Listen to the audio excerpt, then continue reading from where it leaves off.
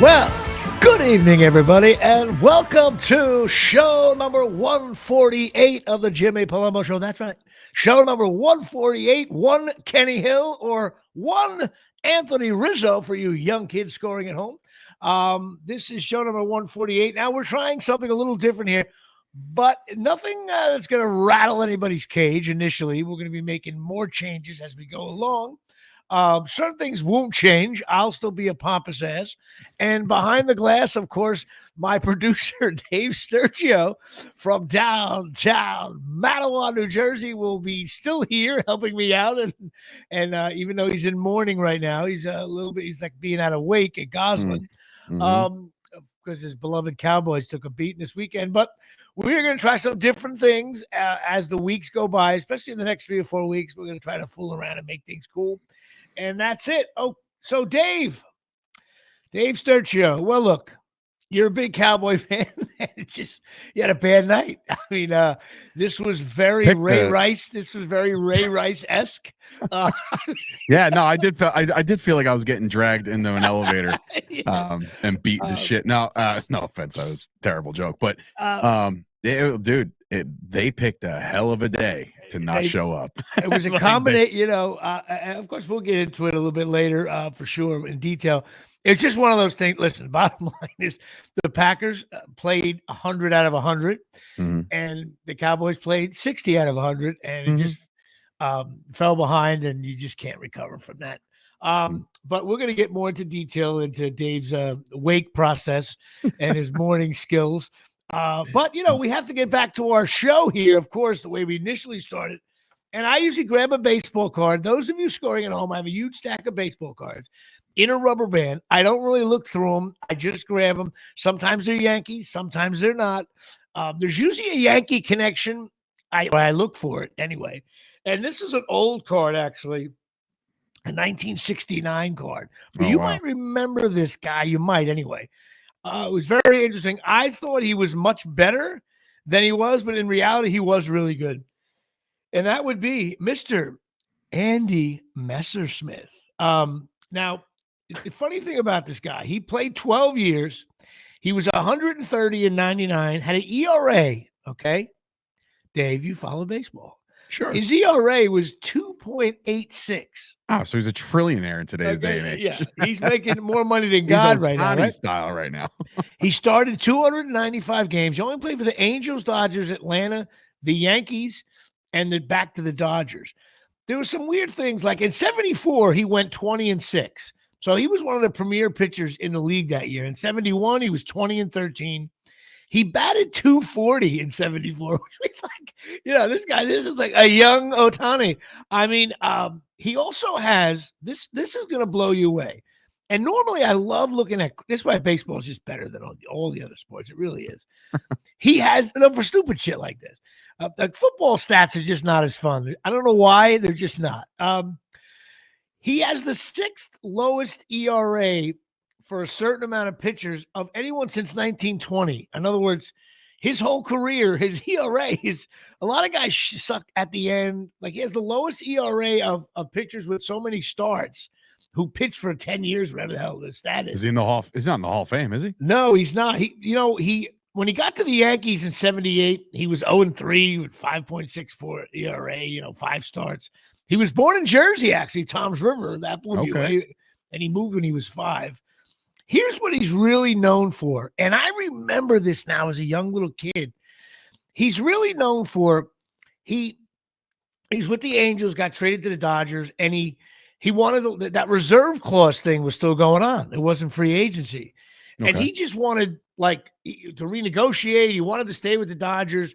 And that guy, Al Campan, the GM of the Dodgers, supposedly said something to him, which he's never disclosed, said something to him so personal and rude in the room that he was like, I am fucked. This is nuts. And he ended up, it was called the Sites decision, where a couple of pitchers went to court and were like, no, this is illegal. You can't do this. If somebody wants to play for someone else. But here's the weird thing for me. Now you imagine this happened today, which just would never happen. He he pitched in 1975 without a contract. And therefore, the Dodgers were free to pay him whatever they felt like. Now, it was like a hot dog and a handshake. Like, what is that? It's unbelievable to me. And like, I guess they would pay him what the going rate for starting. But he had like a good season. I could see like pitching on the last year of your contract. No, like with nothing, without a contract. And he wasn't a money guy. It was more whatever this guy said. Him in the room pissed him off. And Dodgers could simply set the pay for him. And back in the day, it really is amazing. NFL just recently changed it, but those guys could just, and listen, in 75, he led the league in innings, shutouts, complete games, and he was second in ERA. No contract. Cy Young? No, he came in second. Jesus. It's unbelievable to me.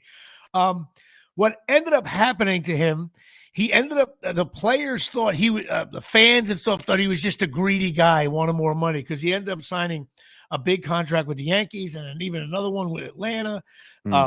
He has like Hall of Fame stats in that. It's like that Mattingly thing. Like, wow, you take like 6 years of this guy's career. He was one of the best pitchers in the league in Hall of Fame, but he kept on getting hurt at the end of his career. And that really, wasn't that old when he retired. So Andy Messersmith here in his 1969 baseball card. Fine young fella. And you can't find anything much about him. He coached, he disappeared for 10 years.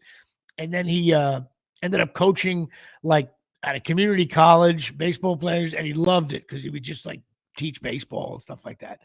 So, but he's still alive, Andy Messersmith, and that's my guy. I just found it hilarious because I usually grab from the top. Sometimes I'll shuffle the deck, but like, why is that the going pose for a pitcher's card? Like, it's always somebody like mid wind up. Yeah, with his head held high, right? Yeah, just like, hey, can you give me a pitcher? Yeah, hold on, snap it. I know, that's true. That is very so true. Stupid. I bet that and it was always like those the mean like bat over the shoulder, just like mean mug, like just a pissed off human being. If anybody wants to really the most entertaining thing on the internet of all time, besides maybe our work here at the Jimmy Palumbo Show. Has anyone ever Googled that Cliff Johnson thing? I know I've sent it to you. I don't know. What did you send me? When I think when I first met you, I did. There's a video, a guy did a video with a song about how angry Cliff Johnson is in all of his baseball cards. I will send it to you. Maybe we can air it. We're going to be editing this show. Yeah. Send it to me. That'd be hilarious. It's Dave. It's me and like 7 guys. When I was out one night and they all watched it, we agreed like you shouldn't do any, like no one should make videos anymore. Like it's already, in other words, it's already been done. Like the funniest possible video for anybody who knows. You're gonna laugh your ass off on how nasty Cliff Johnson looked in baseball cards. But anyway, I can't wait to send it to you. So you have a guy? Do you have like I figured you go with a shitty cowboy from the 70s or something? No, I didn't. I'm avoiding all cowboy stuff at the current juncture. I can't do it anymore. Look, I'm wearing Yankee gear. I just posted a photo of my son. I don't know if you saw it before the recording, but my mother-in-law sent me a picture of my son Miles, who's at a chalkboard, a blank chalkboard, but it looks like he's about to write something, and I photoshopped just him writing "Fire McCarthy" over and over. That's great. That's great. I said, "Little boy, he's learning so fast." So my card is a very known person, just a very early card in his career. I want to say he was relatively, I don't want to say Yankee killer, but one of those guys that were just like, you just didn't want to pitch to him because he was going to slap a base hit over the second baseman's head type deal, like a Johnny Trino in his prime. My guy is none other than started with the Mariners, was with Cleveland for a little while. This card was given to me in 91. Well, not given to me. Edgar Martinez? Close. He was a Mariner. It is Omar Vizquel. Oh, so yeah. Everybody knows a jerk off. Everybody knows how pesky Omar Vizquel was. Great glove in the field as well. How many you don't have? How many hits? I'm curious. He's one of those guys. I bet. Did he have like 2,000 hits, or he just didn't play that long? Omar Vizquel. So your card probably doesn't show it. No, because the card is in 91. He actually played with the Seattle Mariners, the Indians, the Giants, the Rangers, the White Sox, the Blue Jays, and then as a coach. Wow. He was on the staff for the Angels of Anaheim and, of course, the Detroit Tigers from 2014 to 2017. 3-time All-Star. He's officially in the Cleveland Indians Hall of Fame. All right. So he's in that. Let's see. He was a pain in the ass. He really was. Like I just feel like every time. I always feel like he was on base. He walked. I mean, again, I would love. That's why I'll look him up there. Sometimes you laugh at these guys, like he probably didn't have as high a batting average as we think he did. But here we go. Career. So his hits. He's got 2877. So he's almost at the 3,000. I told you that. I said 2,000. I was like, this guy was he played a while. Mm-hmm. Yeah, pain in the ass against the Yankees. And plus he was in the American League a lot. So his career ended in 2012 with Toronto. But yeah, American League. The only time he was in a National League was when he was playing with San Francisco from 2005 to 2008. But yeah, pesky little shit. And that's I couldn't my guy. Stand that little bastard. Yeah, I remember him very well. That's a good one. That's a good one. So Omar Vizquel and, of course, Andy Messersmith. Now, I think my brother's going to give me shit about Andy Messersmith. I looked him up, and this guy's got an interesting career about him. Just blew me away. And that's that. Well, we do that at the top of the show. And, of course, and I failed to mention it, it is sponsored by Absolute Eyewear. Jimmy Palumbo. I'm going to try to use what we're trying to do. Listen, Dave, full disclosure. Different segments we do. We're going to try to be sponsored by people. Of course, I blew it at the top by not saying sponsored by Absolute Eyewear. Or maybe I did. I didn't. I forget. Didn't hear you, but trial and error. The trial and error here, Shay. This is a new thing we're trying. We know, not new thing. I don't know how to word it. We're just trying different shit. Just trying to move the show around. That's all. I think in prime time, people might, instead of watching something on NBC, they might just put on the Jimmy Palumbo Show at 8:30. Who knows? Right up to your television right there and sit with you. You know, you got you bring your girlfriend over, pour a glass of wine. Honey, what do you want to watch? There's so many shows on Netflix. You know what, honey? I was thinking about watching the Jimmy Palumbo Show with Dave Sturchio. The relief that comes upon my house when the Cowboys get bounced, and it's not relief like, thank God it's got, because she feels terrible. But at the end of the day, hang on. We need to get into that because I love that shit.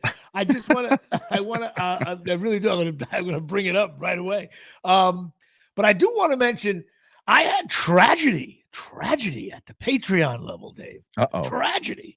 Usually I'm mired in the slump. We're still stuck at 38. No Darryl Strawberry coming to rescue this squad. But I went online to the actual site and tried to figure out what the hell's going on here. Mm-hmm. And there's 7 people I have issues with. Most of them are family members. Of course, we know my mother hasn't paid since the Carter administration. My nephew John Henry is denied. My bastards. What's wrong with Michael Caprio of cornholelevel.com. Now, whether he's sponsored the show, he decided to bail on the Patreon, fair enough. But he's got an issue there. I got to bust his balls there. My buddy Greg Castellino, he's got trouble there. Shecky, my boy Mike Shecky Little, I mention him all the time with his shitty Dolphins.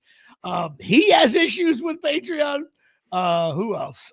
It's basically the list. Pat Volkermer. How could you? These are my people. I mean, it would be like, thank God Venditti's not a Patreon. I'd lose my mind. How the hell is Venditti not a Patreon? I know that's another thing. Steve Venditti is scoring at home. You should be a big wig over there with the New York. Then I got my good friend here in Ramsey, Ed McDermott. It just says free. It's the only one that just says free. I'm like, all right. Well, courtesy of Jimmy. Do you want to sign up or do you want to sign up and pay? I'll just sign up. So I don't know if I did something wrong or what I'm doing. I have to do some research about what the hell's going on. So my Patreon is, we are we're just a mess here. All fans 18 and over. That was a good move right there, Dave. Do you like that one? Right in front of the screen. Yep. I actually thought I was going below the screen. But yeah, Patreon's a mess. Now, of course, the show may be different, but of course, Absolute Eyewear, 42 Main Street, Woodbridge, New Jersey, 732-326-3937. Craig and Janine Michaud, family owned. They're licensed opticians day here at the stadium. All fans 18 and over. Listen, they got everything over there. Full service optical eyewear, prescription sunglasses, they glasses for the kids here at Shea. And they're a full place. You go in there, just a brother and sister. They know what's going on. They got great products as well. They make you look good because, Craig's a little feisty looking good fella. You know what I mean? He's like he's a Italian stud. style. He's a stud. He's got a little gray now. He's like an aging Johnny Hey, Trump. listen, little salt and pepper never hurt Yeah, nobody. little salt and pepper, but he's in shape. He's thin. He wears those like nice silk shirts that they just the way they blouse down to his belt looks really good. I walk in there you're in love with this guy. Totally. I would totally date Craig. If I was if I went that way, if I go the opposite, well, I did in softball. You did hit a lot of opposite way. But in life, if I decided to change a pace there, mix it up, maybe book more acting work by going the other way. There you go. A funny joke to some people. Or maybe I wanted to join the women's swim team. I don't know. Bottom line is throwing that guy under the bus. But Craig, they got some really cool like glasses. He looks good and all this stuff. So they're cool for that stuff. And their prices are good. They measure you. They just know what the hell's going on. And of course, they have various brands. Ray-Ban, Coach, Ralph Lauren, Jimmy Choo, Dave Sturchio's favorite, Silhouette, Michael Kors Light, Vogue, Maui Jim, Costa Del Mar, and Charles Oakley brings his kids to play in the store. Yes, yes, he does. Which they have Oakley for kids, which that's just funny to me. $100 off a complete pair if you pretty much mention Dave or me or Chop Sports, because they're also in bed with Chop Sports Media, capital of the world. And that is it. So go check out Absolute Eyewear. Now, many people tuning into this show after Wild Card Weekend. And by the way, listen, the Cowboys got beat. They got beat bad. It was unbelievable. I couldn't believe it. I was like, oh my God, they're getting smoked. I mean, it was 48-16. Oh boy, holy shit. I love your post. You were half bitter, angry, but I love how you always counter with a picture of your kids, which to me is kryptonite for any asshole fan who hates the Cowboys. And then all of a sudden you see these little boopies. You're like, oh, I can't give Dave. My buddy Kevin Garifo was the first one to comment. He is like, oof, good baby face move right there. He's like, he knew exactly where I was going with that. It was so funny. It was like there was like 3 minutes left in the game. I usually never post before the game is actually over, but you just, you obviously felt that it was going to be done. And even though it wasn't over there for a while, all of a sudden the networks were like, well, hold on a second. I'm like, shut up. Like, just let me freaking die in peace. But all Giant fans weren't like it. Giant fans were like, all right, it's funny. My father only up by 16. We could easily blow this. My father said the same thing. He goes, if this was flipped and the Cowboys were upset, we would be fucking drenched in sweat. Your TV would have been on the lawn. You would have listened on the radio the last. No, I'm saying like we would if it was the opposite way and we had that kind of lead. Me, my brother, my father, we're all the same people. Like we don't celebrate until the game's over. Yeah, we've seen it too many times where they could break your heart. But anyway, my sister-in-law saw my post and she's like, oh man, you already put the RIP Cowboys post out already. I was like, yeah, I had to get out in front of it. Early death. Yeah, it's just, and this goes back to like, I'm one to just take the loss on the chin, and I understand that, and like, a lot of people, I don't know, man, I just don't like the people that go out of their way. Even though in the Google, if you Google asshole Cowboy fan, you do sometimes show up. However, I will admit you are not the classic Manganelli asshole Cowboy fan. Only because you love Manganelli, but no, of course we love Manganelli. You do watch the games with your father and your brother, and you guys have rituals. You usually go to one game a year down there, sometimes two. Yeah.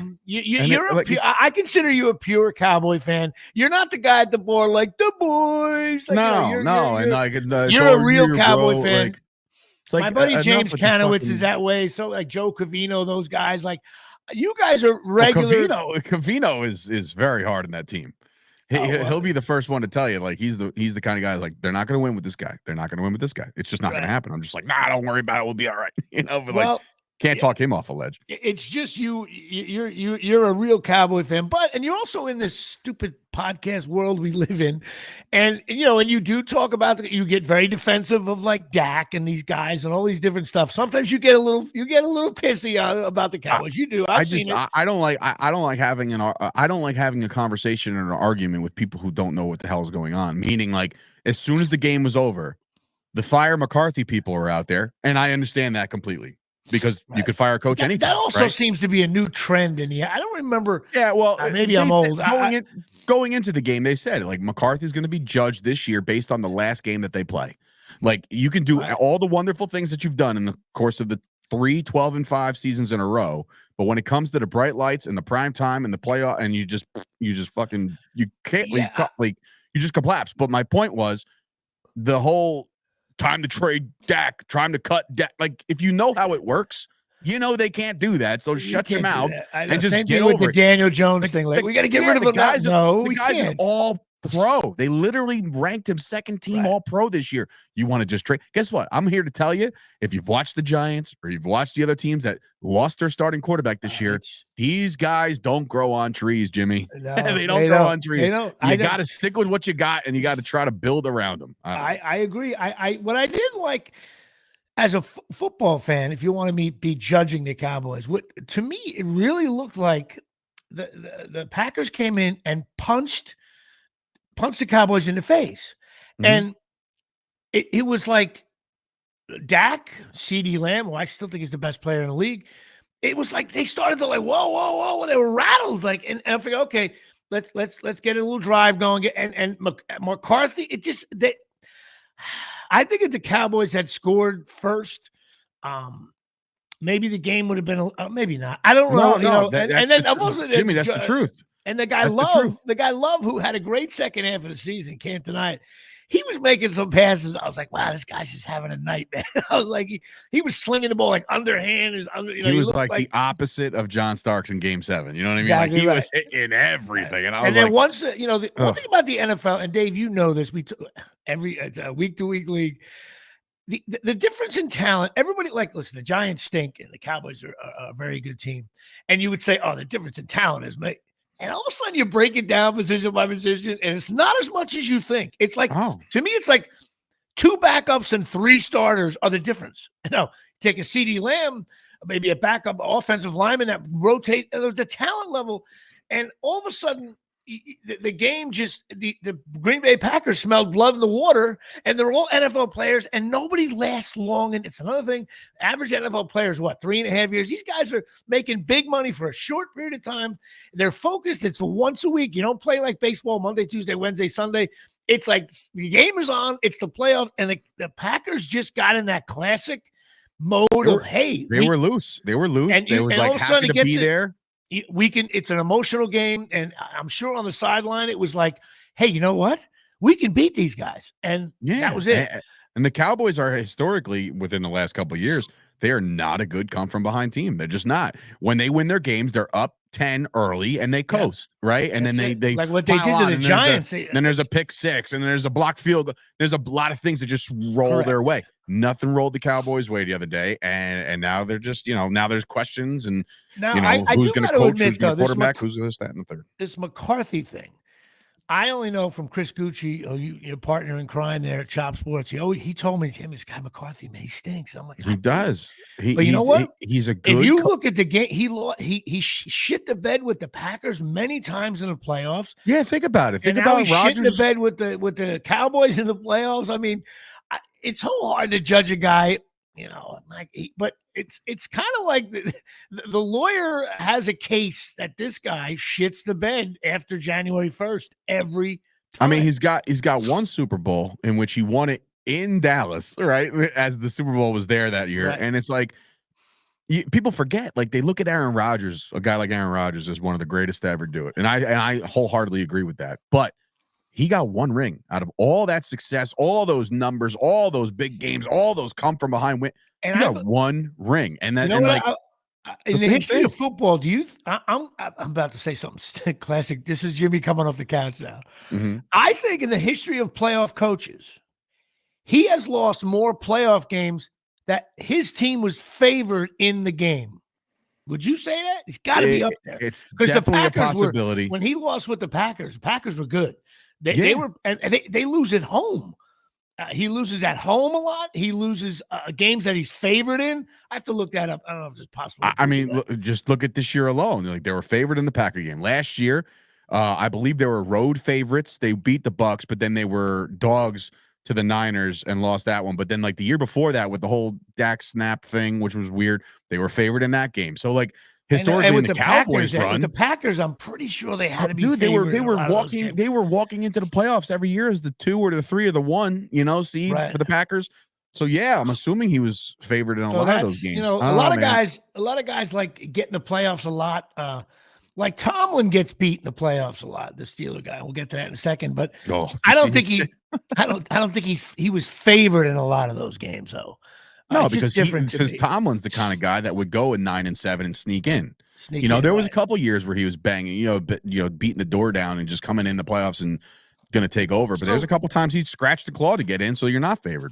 So, gun to your head, do you think McCarthy should be fired? Yeah. Wow. For right away, like the right away knee jerk reaction when it all happened, like in real time, I'm like, nah, they can't, man. They like, what are they going to do? Should they go the route of Belichick? So heavy rumors around the world or around the football world are saying that over the last couple of years, Belichick and the Jones family have developed this really tight knit relationship. Corporate wise and like money wise and shit like that. But like, would he come and cut off the sleeves of a Cowboys hoodie to come coach the Cowboys? I don't know, but I tell you what, everybody that I've talked to or heard from, like your boy from Rutgers, Devin McCourty, he said if Bill Belichick was the coach of the Dallas Cowboys this year, what you saw on Sunday would have not happened as far as like just lack of preparation and lack of just being up for the game. You have 17 games in a regular season to just get to where you need to be in the playoffs. Align yourself up. They win the division. They get themselves a home game. They haven't lost in 16 games at home. And all of a sudden you just go in there flaunting your shit, and then everybody's a mental case. Nobody looks like they're ready to play football. What happened with CeeDee Lamb and he's Dak? Another one. And look, this is he dropped like 3 You're balls. older than me. You're older than me, Jimmy. But I will say this. The generation of player that has come into the league in the last 5 to 7 years have been soft-minded players. What I say that is when things go wrong with some of these players, spiral out of control, they can't get out of their own heads. It's just a fucked up situation. Look at a lot of these quarterbacks. How many times, and we could talk about it, how many times have you seen Patrick Mahomes yelling on the top of his lungs or screaming or looking like he's in tears, right? These boo-hoo faces. I used to say this about Baker Mayfield. Mayfield just won the game last night, but like I used to call him Boohoo Baker because when he was on, he was mint, but when he's off, he couldn't complete a pass. So like as soon as Lamb starts dropping balls, and he got punked on one of the early ones, like Jair Alexander just shoved them out of the way, and I just felt like his whole demeanor changed, and all of a sudden I know Dak ran up to him, and he's such a weapon. But again, you know what? That's a you can't take the skill away. That's a coaching thing. Right. It's a coaching thing. Exactly. So instead, but here's the thing. There was footage on the sidelines of McCarthy, like putting his hand on his shoulder of CeeDee Lamb, basically saying like, hey man, we're going to keep coming back to you. Don't worry about it. Don't stress it. If that was Jimmy Johnson. Jimmy Johnson would be like, sit your ass on the bench, cry a fucking river. I don't care. You'll come back in when I say you're back in. There's just too much coddling going on. And then a player goes on Twitter and Instagram, and next thing you know, the coach gets fired. AJ Brown for the Eagles. AJ Brown of the Eagles was hurt all week, and he fucking removed all Eagles stuff from his social media. Like, what a jerk off. So the family was devastated. Now, obviously, I want to know your children. Big Cowboy fans now. I don't even know Miles a Jet fan. You just don't know yet.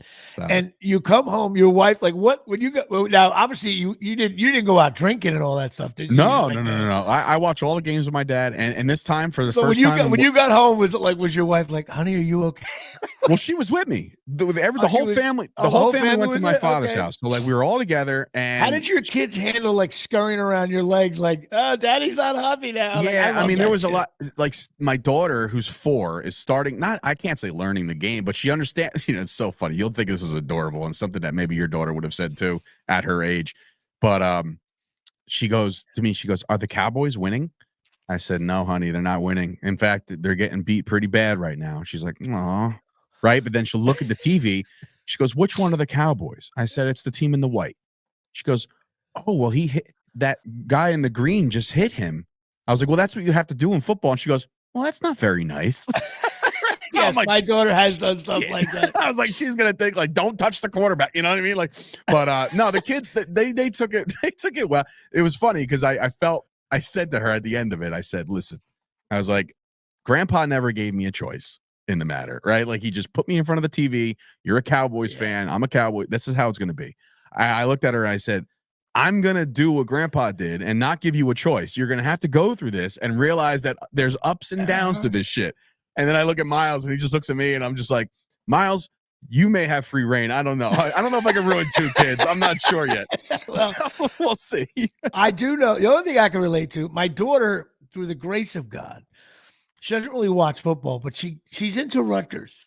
Yeah, basketball that's cool. and football. It's cool. And it's big for me because I want to be able to 10 years from now when she's 25, 28, whatever, just be able to go to a game and bring her friends and tailgate, and she'll be someday making the burgers and all that stuff. But I had to tell her, like, hey, Nat, like we don't win a lot. Like, in other words, NFL is different. You could say, but college is like, and so like when we won a couple of games, she was at the first 3 games. We were 3-0.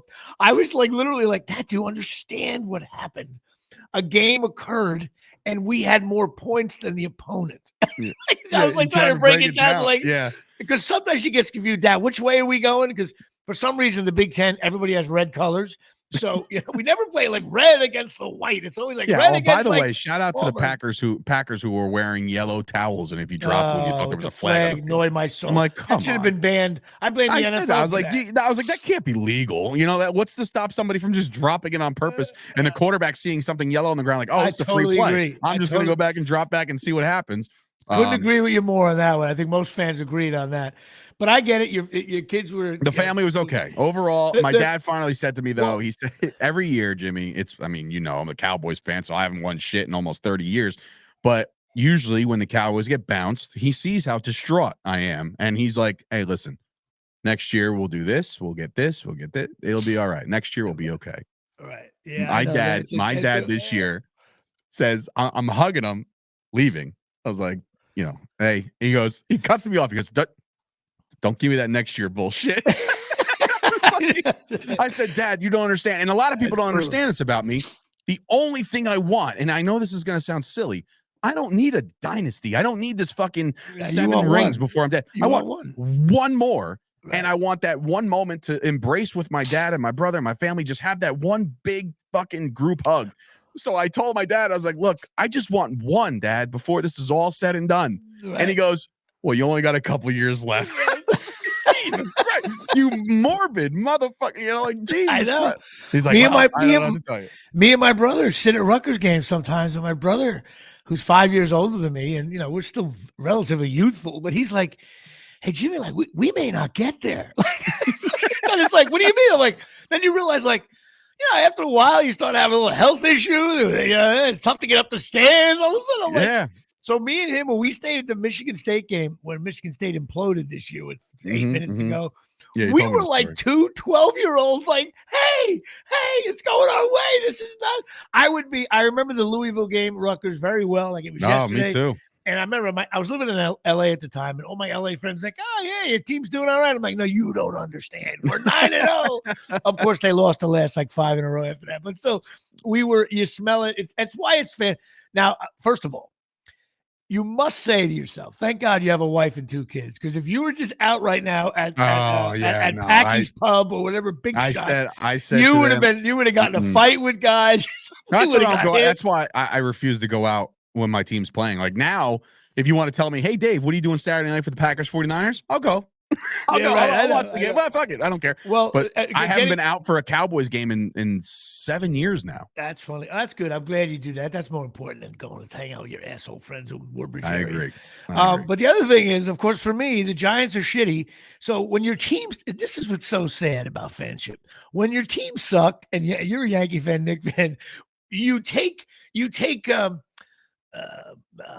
pride in the teams you don't like losing, which is such a loser thing. So like your boy Andrew Drew Adelman was the first one I saw. I was like, this motherfucker. Like, he's like, what's going to be their excuse this time? And I'm like, you don't even fucking have a voice in this. Like, what are you talking about? But like, so when the Eagles lost, when the Eagles were getting smoked, listen, I say I hate the Cowboys, but that's because Giant fans, Cowboy fans. That's how it goes.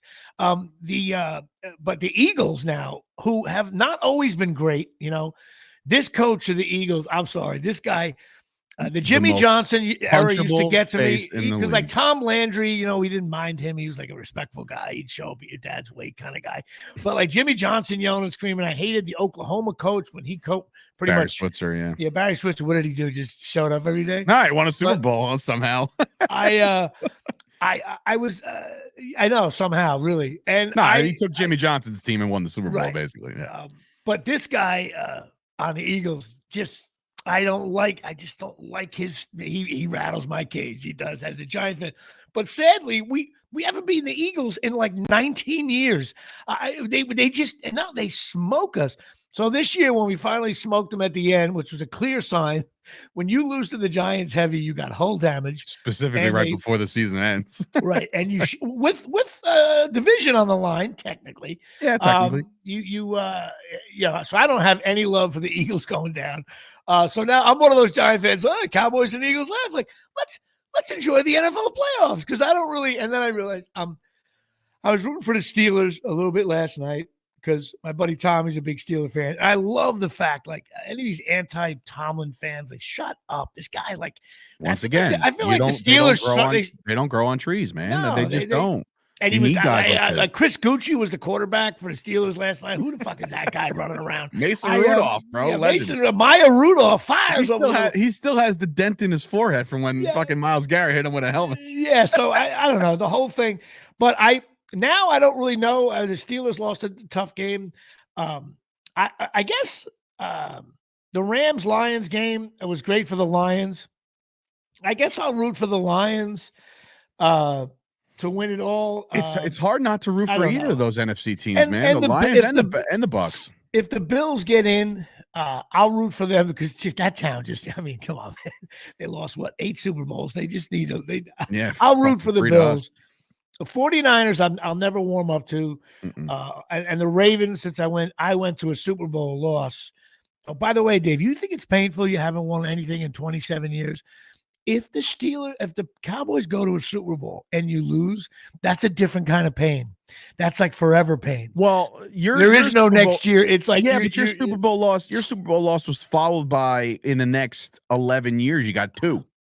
I don't care. Look, when I was young, listen, growing up, I didn't lose any Super Bowls. My dad saw Jackie Smith drop balls in the end zone. He was ready to fucking scorch earth, but I've never seen him lose a Super Bowl. I just want him to get to a fucking NFC Championship game. Is that so hard? Like, why? In other games, I thought the Saturday games were shitty. Dolphins were first. I didn't realize the Dolphins had like 11 players injured. The weather was shitty for them. The Chiefs may have righted the ship. They still got talent over there.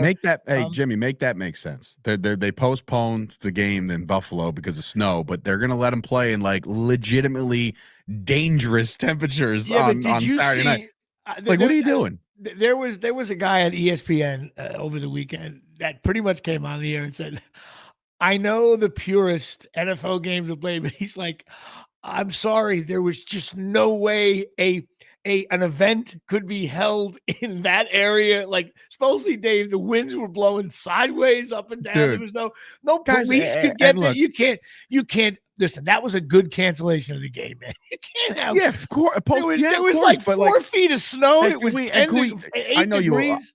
I know you'll agree with me on this. Can we stop with the whole let's warm up in short sleeves and pretend like you're some kind of fucking tough guy? You're just getting yourself ready for frostbite.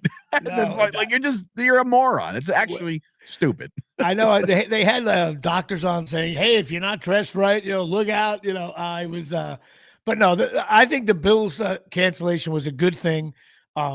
And now that people complain the NFL is $100 billion league and they got to pay guys $20 an hour. You guys understand you can't hire Joe's shoveling company to take out snow. First of all, this is, here's my rant. Okay.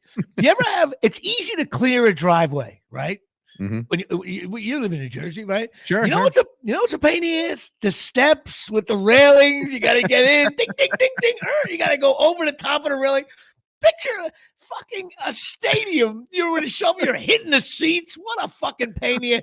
I couldn't pay me $100 an hour to do that. Plus, what do you do with the snow? Like, we just toss it to the left. They're just moving driveway. it. They're really just moving it. It's like, hey, honey, what do I do with this one? Like, throw it over here. Well, did you see what they had set up? They had these like conveyor belts down the aisles, and they would just put it there, and like the snow would just go. And then, before you know it, in typical Buffalo Bills Mafia fashion, you got guys riding the fucking. I know. I'm like, dude, it's a mess. What are you doing? Listen, and another thing, I'm so sorry. I get this whole outdoor NFL Bills frozen tundra stuff. I get it. Mm-hmm. But Buffalo is different. Buffalo has what's called lake effect snow. Do you know what that is? Basically, it means a little cloud, like someone takes a piss near a lake, and it goes up into the air, and it just rolls over a 3-mile radius, back, forth, and it just snows. Like, you can be an hour away from Buffalo sometimes. Clear day. You're out enjoying the winter. You're out for a walk. And by Buffalo, you're getting 17 feet of snow. The NFL makes $70 billion an hour. They should have just said to the Buffalo Bills, okay, listen, you have to put some kind of dome over it, some kind of sliding thing. They're building a new stadium, open air. That's what I'm saying. How does that even get passed? That's exactly what I'm saying. There has to be this. The NFL's going to say, no. Throw a roof on top of it. I heard that this morning on the radio. Like, they should have put a dome out. And some guys like, yeah, because then you can get a Super Bowl. Nobody's going to a Super Bowl in Buffalo. Not going to happen. Well, even you know why? Because God forbid. Okay, listen, they'll have to make an announcement. If you're going to go to the Super Bowl, you need to get here on Tuesday, because we're about to get 37 feet of snow between Wednesday and Sunday. So if we have bunkers. We have bunkers set up inside the stadium for you to be here already. No, they'll never get they get a bowl. I mean, the Vikings used to play in the cold, and they got a dome now. And I think that whole Viking thing's over. Like, and the Vikings have been decent. They have some decent seasons. Yeah. But I don't know. It has to be a dome, open air. It's just it. And anyway, the Peacock thing annoyed the shit out of me. But of course, it was the #1 streaming thing of all time. Anyway, you know what the bottom line is? NFL wildcard weekend is great, though. I know the better games are now. The better games are actually now coming up, man. The way they do the 5 or 6 games on the weekend is very cool.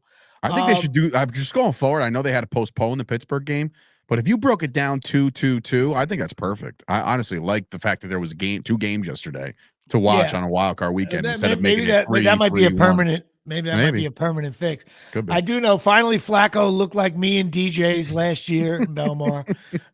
He was aging over. He was aging in dog years. He started the game. He was like 38 years old. By the end of the game, he was like, I'm trying to get out of my chair. I'm just trying to figure out who's older, the coach or Flacco, and I'm not sure. I'm not sure about who that is. Slow and shitty. I was like, Flacco. Hey, listen, give it up for fucking CJ Stroud, man. Kid looks great. Kid looks really good. We'll see what happens next week. But they beat him up, and that was it. So the games next week. I don't even know what the hell the games are, the times and all that. It's 3:30 or it's 4:30 and 8:30, and then like 3 and 6 or something like that. So there's So who do you like coming out of this? Who do you like to win the bowl? Now at this point, it's hard because we haven't seen we haven't seen Baltimore play or San Fran yet. So like, ask me next week and I'll have a better idea. I think it's fun to see Detroit doing what they're doing for the city. I like Baltimore because Baltimore has just been playing awesome on the AFC side, but it's kind of hard to bet against the Bills right now. All of a sudden, they look great. We'll see. Am I wrong? This seems to be the most wide open. I probably say this every year, but this seems wide open to me. I think any team in the NFC can beat any team in the NFC. I mean, the Niners have really beat the shit out of a lot of teams, but I think it all goes through the Niners. Had the Niners not have to deal with the Packers, I think that's going to be a game too. Like I don't think they're going to run away with that. So especially after watching what the Packers just hit to my Cowboys, it's very hard to picture anything different. Well, so we'll see. I put the Yankee shirt on because I'm getting ready for the big comeback of Giancarlo. My fish died. Did we discuss this? No, we did not. What happened? Okay, one of the All right. Time out. This is 148 episodes deep. This is 1,000% the second fish to go. No. You know what? No, it was Chris's fish died. But do you remember? Now listen.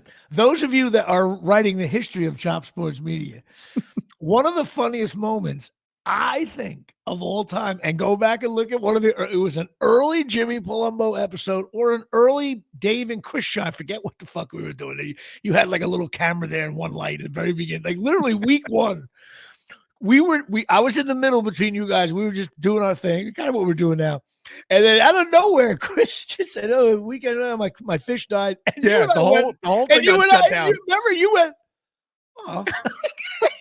The both of us were like, "You fish." We were like, "Yeah, no." Generally, I swear to God, go look it up. The air got let out. We were like, oh. The other, when I got divorced, I was trying to do everything for my daughter I could, and I usually don't talk about my personal life that much.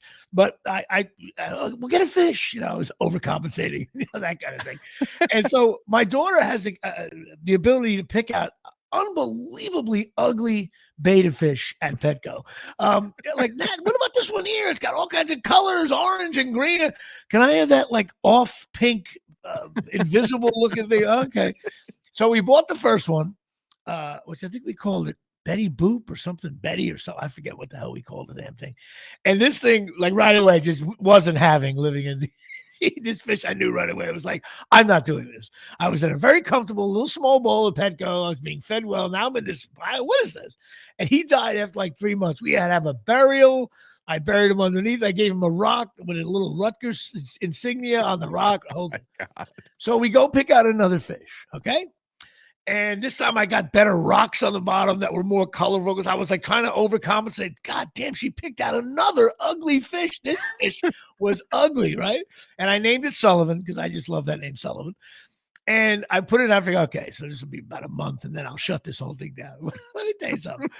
This fish got bigger. It got like it. Then all of a sudden, like some of its wings, what do you call it? The fins were like kind of ripping off, and it's just like. But you know what? Every time I put the little drop of food, Sullivan came right to the top of the bowl. He's ready to go. So that was like 3.5 years ago. For this thing's alive that's a long time for a betta fish. I think so too. Yeah.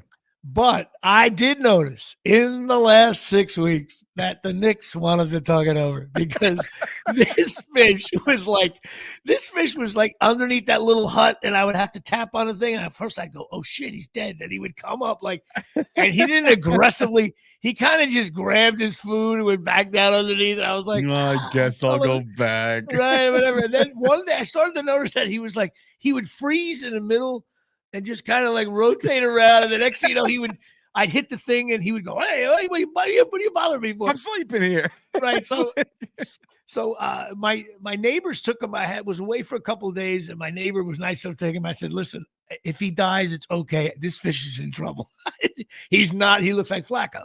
So I went away to LA, and my buddy was supposed to feed him. Like I usually feed the fish every day, but you can skip a day, and usually they're fine. But I knew he fed him on Sunday to get home until Tuesday.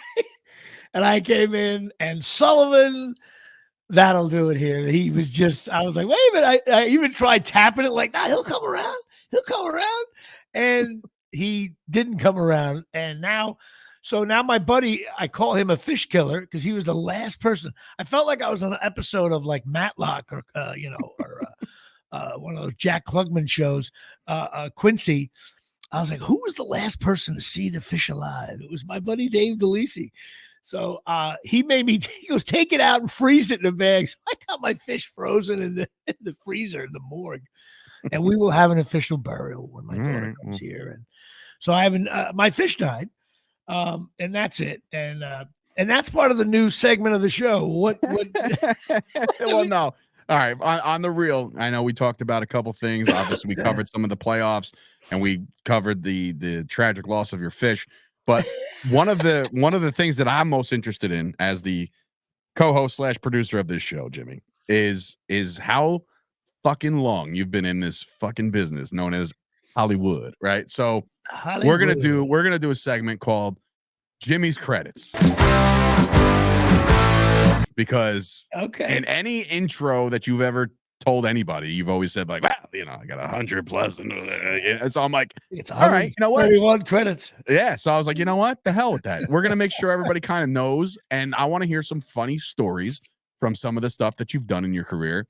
But and I'm gonna choose them all at random as the shows go on. But today, I need to know what it was like because I hit up your IMDb, which is again, you have to do this a couple times. You have to scroll. When you go to my IMDb, you gotta it's a scroll. long list, right? And sometimes, and I was actually kind of shocked. I was like, oh, I didn't know he was in that. But it's just if there was highlights, it's just me scattering like a base hit off Mark Fidrych. Exactly. But today I want to know about the first one, the very first credit. Well, Spin City, bro. Well, but yes, the Spin City was Michael J. Fox show. It was a big show at the time. They shot it right on the Upper West Side there. Now, there's two stories. Number one, in order even to get to Spin City, I had done some community theater, and I also it all happened within like a 8-month period. My buddy Mike Ruane, who directed Game Day, the short that led to Beer League, he started playing with the camera. He was going to Jersey City State College, and we shot this thing called Bingo Mania, where my nickname was Bingo in college, and we shot this crazy thing. We drove right onto Colonia Golf and Country Club there illegally. Cops right on 27. Right on 27. We went into that little thing. It was so wrong. That's and then I started selling computers, and a lady came in, 8 months pregnant, smoking a cigarette. Swear to God, her name was Mary. And I'm like, what are you doing? Mary's no longer with us. No, she's still around, believe it or not. Okay, good. As far as I know, anyway. And she came in, and I was busting her balls. And next thing you know, she said to me, I'm doing this sketch comedy thing. And I'm like, so? I wasn't in showbiz at all. And she's like, it's called Pancakes from Hell. That made me laugh. I was like, that's a funny name. Next thing you know, I'm doing a show in Princeton in a basement of an old like winery that closed 90 years ago. And that was my debut into showbiz. And then right at the same time, I was dating this girl, and I saw an ad in the paper that there was a community theater audition. I'm like, let me go try it out. So next thing you know, I'm a lead in Play It Again, Sam. So like my early, like I was like 8-0 as a starter on shitty teams. And that led to, getting the showbiz bug. And then I started teaching at Woodbridge High School, substitute teaching, all this different stuff. And next thing you know, I started doing sketch comedy with Artie Lang. Me and him were going to the city all the time, blah, blah, blah. And next thing you know, I had good agents. Everything was like coming together, but I really hadn't done anything yet, except really awesome sketch comedy. I still think we were the best sketch comedy group in New York at the time. And next thing you know, I get an audition for this show, Spin City. Now, it's a heavy hitting show. Like there was a lot of big time. It was episode 2 or 3. The week before I went on, now this is maybe only funny to me. The week before I went on a date in New York City, and we pulled up to the Holland Tunnel. We had to actually pay the cash for Easy Pass, okay? Mm-hmm. And the guy in the booth was wearing a corduroy hat that said Holland Tunnel on it. And I was like, that's a cool fucking hat. So I'm like, I looked at the girl, I was like, I totally want that hat. She was like, what? I'm like, I want that hat. So I look at the guy and I go, hey, how much for the hat? And he's like, oh, it's not for sale. And I held out a $20 bill, right? He snatched the $20 bill and took his hat off and threw it in the car. I was like, I got a Holland Tunnel, right? The girl was like, ew. I said, I'll clean it when I get home. I'll spray it with like Lysol or something. So 2 days later, I have an audition for Spin City. And I think I auditioned for more of a blue collar guy. And I decided to wear in the audition this Holland Tunnel hat. So as soon as I walk in, and that was the casting director's name. It's going to lose my mind. She's a big time casting director, still is. I walk in and I got this Holland Tunnel, very similar to this. It said Holland Tunnel. And I go in and she's like, where'd you get that hat? And I'm like, I was on a date with a girl. I told her the story. So made her laugh. Then a producer came in for Spin City. And then he was like, oh, that's a cool hat. Yeah, I was like, yeah, I was going through the tunnel. Blah, blah, blah. He was like, really? You got $20 for the hat? So, but then we had to do the scene. I probably did pedestrian work as an actor. Who knows?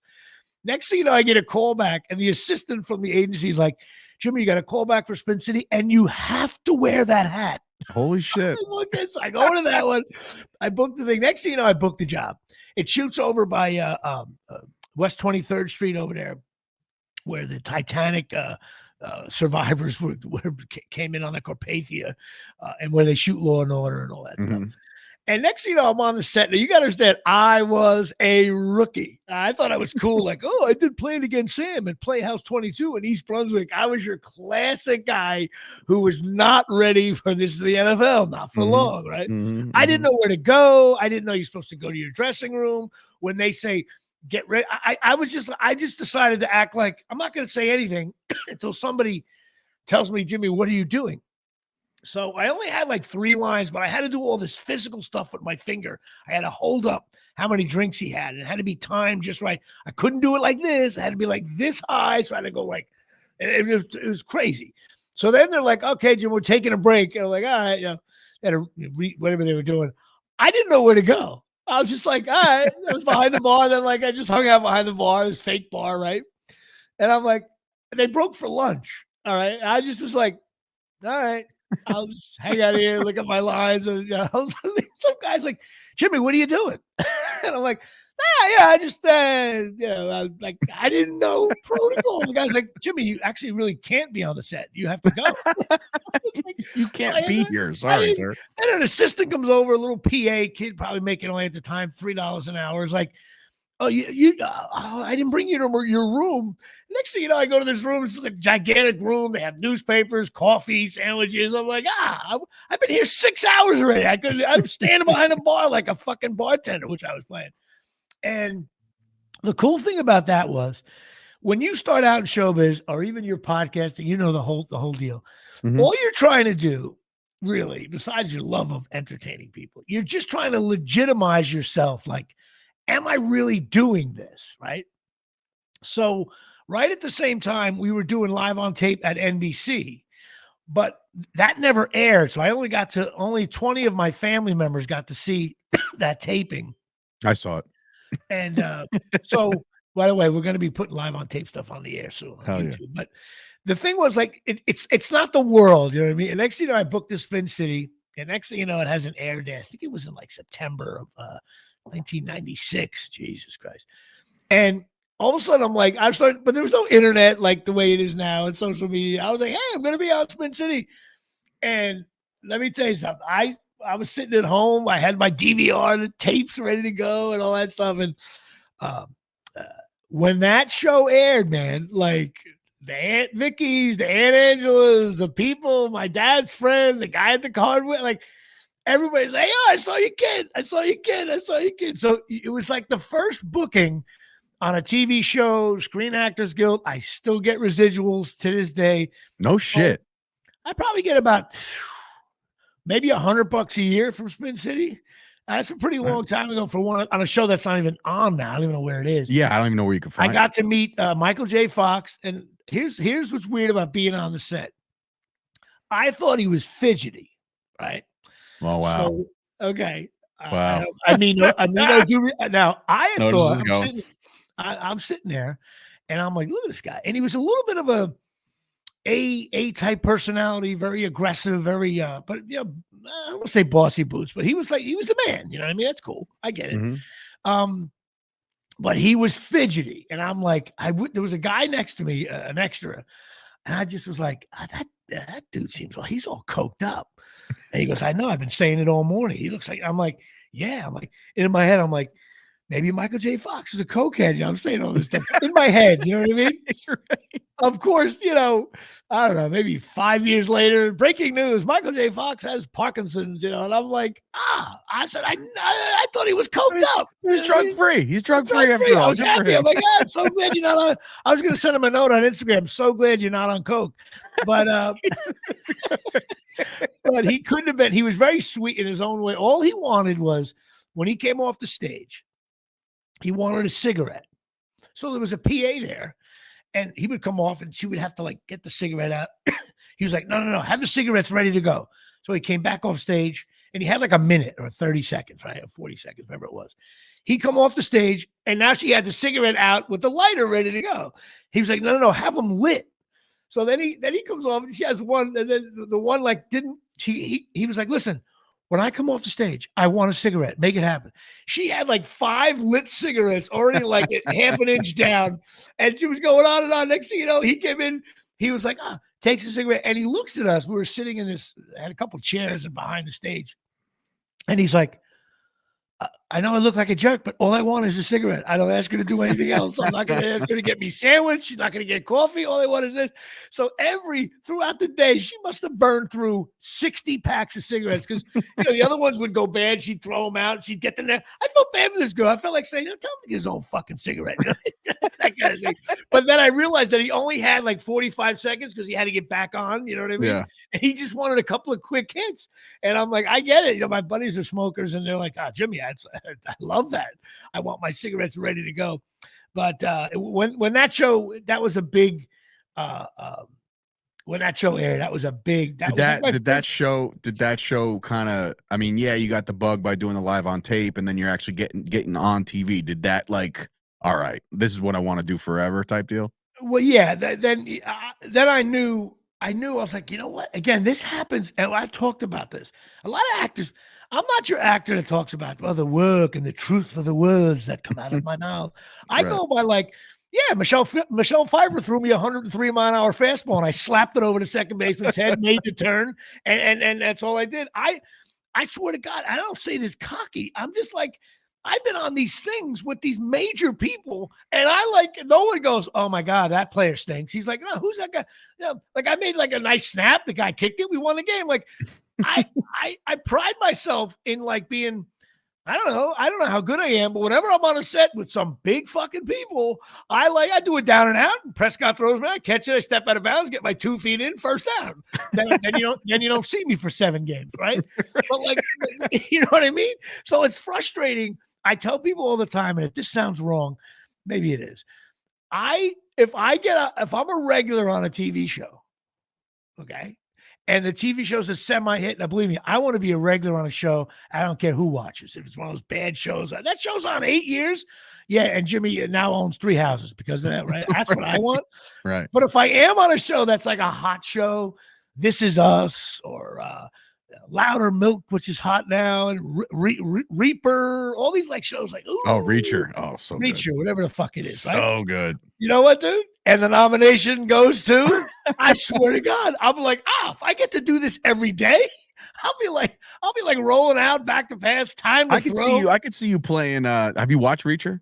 No, I haven't watched it. Oh man, T1000. Shout out to my buddy Dominic Lombardozzi. Oh, dude, this is his. Tell me, I gotta watch the. All I will say is this: I shot him a message because he was once on your show. So like from there, he started following me. I followed him. It was like, I was like, holy shit, I know Dom from Entourage. But like, this is his best work I've ever seen him. I thought he was great on that other show when he played that dad. Oh my God, what was the show he was on for about 6 episodes? With the guy, the closer? No, the closer. There's a show called The Closer. When the guy takes care of things. What's his name? Oh my God, he was on the Aaron Rodgers thing, the NFL, the show, the NFL First Take, whatever, Hard Knocks. Oh, all right. He was on the end of the show. He showed up. That guy. He was on that show. Oh, the guy from he was in Scream. What the hell's his name? He's called the Voice of God. Yeah. Yeah. So when he was on that show, Dominic, first of all, Dominic is awesome. He's great. In this series, he's fucking awesome. And that's great. But I'm always gonna know him as Dom from Entourage. Right, That's just hey, Dom, if you're listening, we gotta go grab a bite to eat. It's been a while. But yeah, I always feel like if I get to do this every day, though, I'm gonna be a threat inside the 5. Like I can see you play. Like you obviously haven't watched the show yet, but the main bad guy in the show is T1000, the guy who played in Terminator. What the fuck's his name? He's older now. He was in that other John Cena flick or John Cena. I haven't seen it. I got to see it. Anyway, you can play that. I think you can play that. But anyway, of course, here I am. Colonial Penn Insurance and the Jimmy Palumbo Show here at Shea. Hey, listen, man. But I'm not bitter about it. Listen, I started out with Spin City, my first booking there, and I'm still doing this. I enjoy what I do. I wish I had more stability, more of a name like a Dominic Lombardozzi in terms of some of these guys you see, they don't have to audition anymore. So they say, we're going to get that guy from Beer League. We're going to get that guy from, one of the early things my agent told me is that, Jimmy, I can't say to you, oh, he's the guy from. you have to. It's a secondary thing. Oh, he's the guy from this who also did that, who also did this. And when you get to a point where you, oh my God, that's the guy from, like we were just talking about names just there. You go, oh, he was the guy who played, a lot of my movies didn't, the family didn't have success at the box office, even though I made good relationships there. And I got a movie coming out. We'll the Dogman's coming out, along with Colonial Penn Insurance. So yeah, but it's been a long journey. I mentor some kids about it, but yeah, that Spin City was big, man. That was that was a drop the bat moment for me, even though I think I had 2 lines in it. Yeah. And so folks, if you like what you just heard, you're going to hear a little bit more, and I'm going to surprise Jimmy every week. I'm going to pull one out, just like his baseball card. I'm going to pull a credit out on Jimmy's credits, right, and he's going to tell us some cool stories along the way. So that's it. Well, the show went long because we talked way too much about NFL football, but because the Cowboys lost, I had to give you your due. A couple of things really quick. Were you an early putting away Christmas stuff or late putting away Christmas stuff, family? Your wife one of those? We just de-Christmased over the last weekend. Okay, me too. Okay. I realized I've had enough. I was like, if I have to look at this fucking wreath one more time, I'm gonna go nuts. Like, just please take the shit down and Some people like December 27th. That'll do it here from the my tree, bro. My tree. Let's just say we stopped watering it after Christmas. It's like this thing. This was the most depressing looking tree at the end of the day. I was like, this thing is gonna catch fire if the sun hits it. I hope you didn't put the lights on it, did you, when it's all dry? No, because then it would have fucking lit my house on fire. I got rid of it. I always want to know, and now were the kids sad or they didn't even care? They just ready for this? Did it when they were doing a sleepover at the in-laws. So we were like, let's just do it now, because of course, as soon as they walked in, fucking Stella's first, where's the tree? And I was like, Christmas is over. Well, when's it going to be Christmas again? I was like, well, before you know it, because it just time flies, kid. You should have said, yeah, the Cowboys will be 8-1. I'll be excited, and we're all going to be doing jolly old fella, and then Daddy's going to get fucking nuts again. You should have grabbed your daughter and say, "Don't you know I'm very sad when I take down my Christmas tree because the Cowboys just get beat again 27 years ago." That's the telltale sign. She's like, "When we put star in the tree?" I was like, well, "I don't want to talk about stars right now." It's over. The other thing is, real quick, I should be getting my streaming and DVDs for the award shows. I'm looking forward to that. We will have a segment on that once I get the streaming links, and because I'm a Screen Actors Guild member, and they get to watch. I actually, in an old man way, I want the DVDs to come to the house if anybody still makes them. Because I find that was a thing anymore. You know what I find? In fact, Best Buy just pulled all their physical. I know, but this is good. Yeah, I don't think they have anymore. But if they do, I tell you why. For this purpose, I like the DVDs, because when you're streaming, it's just like watching television. You get distracted, but there's something about when you really want to see some new movies and see what they are and what they're all about. You put them in the DVD player. You tend to not like even though you can hit pause on the remote. I'm not saying you can't. I tend to focus myself more. I'll bring a friend over to watch it with me if it's a movie like I want to vote on or something like that. So I actually don't mind the DVDs. And also, I got a big stand-up show coming up Friday at the huge arena in Ramsey, known as the Knights of Columbus. It's going to be for Ramsey High School lacrosse. I love it. We got a really good show. We got Chip Ambroglio and, of course, Ryan Marr, who's from down the shore. Really funny comedians there. The show should be great. I think it's really close to getting sold out. So anybody check social media for that. And also, I'm rewatching Band of Brothers. Have you ever seen Band of Brothers? I have not. Oh, am I missing out? Yeah, well, it's 10 episodes. Put it this way. You know what's great about watching Band of Brothers? Like I said last week, flying in the plane in the heavy range, you put on Band of Brothers, like, what am I worried about? I tell you what, I think it's some missiles over their heads. Band of Brothers really shows you how, like, those World War II guys, man, like shit. Different breed, bro. Different breed, men, bro. When men were men, yeah. Like I get the thing if one of those characters showed up at your house Sunday, like, oh, and you're sad over what? We didn't have food for 15 days in 10-degree weather. Did I tell you that story a couple playoffs ago? We had a receiver. The Cowboys had a receiver, Alan Hearns, and he on national TV snapped his ankle while playing the Rams, right? And he was down, out. You saw his ankle twisted around the other side, right? I was like, oh my God, brutal. I get up and I stub my toe and I literally blurted out, "There's nothing worse than stubbing your toe." And my whole family were like, "Are you fucking kidding right now?" It's like, you watch this guy's ankle disintegrate, and you stubbed your toe and you're bitching. Like, stop. That's very funny. We all have our ways of, but you know what? I did forget too. Don't forget officially cornholelevel.com. That's right. Now, Dave, again, this show, we're going to figure it all out in the next couple of weeks. Cornhole level, your cornhole's been not level since the game on Sunday. But if you have a cornhole board in your yard and it's not level and you're not sure what's going on, you buy this for $19.95, 20% off your entire order. This cornhole thing, it's right here. Those of you scoring at home, it looks like this. I even got a Rutgers one right there, and he's in the process of getting more of these things with names on it, Cowboys, Penn State, whatever. It hooks right in the hole, and that's it. Now goes to and fro, and that thing is in the center. Before you know it won't be snowing anymore. We go back to playing cornhole and barbecues. There's some indoor tournaments going on. Check it out.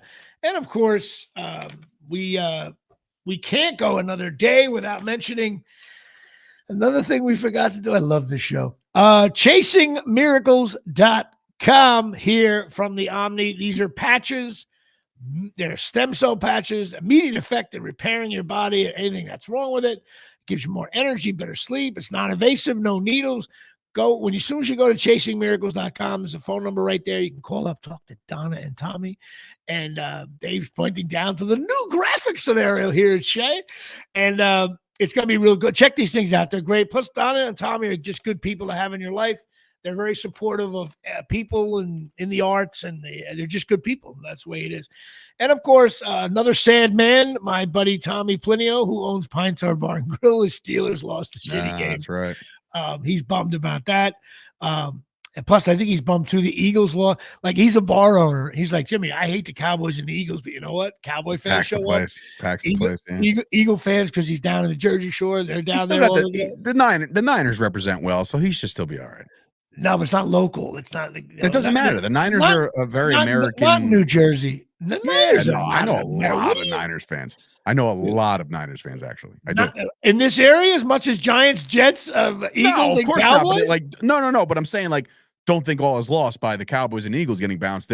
There's a good, decent Niners following that will go watch the game. I think the Bills have more fans than the 49ers. Yeah, but they're all local in Buffalo. The 49er fans they're everywhere. Trust me. Same thing with the Packers. Yeah, Packers. He'll have a busy night on Saturday night. He will. Well, go check the Pine Tar Bar and Grill. And also a shout out. My daughter's birthday is Saturday. Happy birthday, Nat. She is 15 years old. I can't believe that. She's been in the league 15 years. She's like a young Tom Brady. I can't believe that. I'm a dad for 15 years. Like, your kids are what, 4 and 2? 15, bro. When Miles is 15, if we're still first of all, if I'm still doing the show with you when Miles is 15 in high school, just first of all, Miles will be in this seat. Yes, I will no longer. Hey, Uncle Jimmy, why did you keep telling me I was a Jets fan this entire time? Can't wait. We got, you know what? We got to, you can't do it. It's impossible. But one of these days, we're going to have your daughter on the show.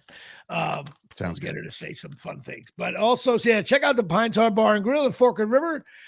Best bar in the world for sports. Also, Lisa Ruane, 201-725-12451, certified therapist. If you're in a jam, she'll help you out. So now the first show of our new thing we're doing here.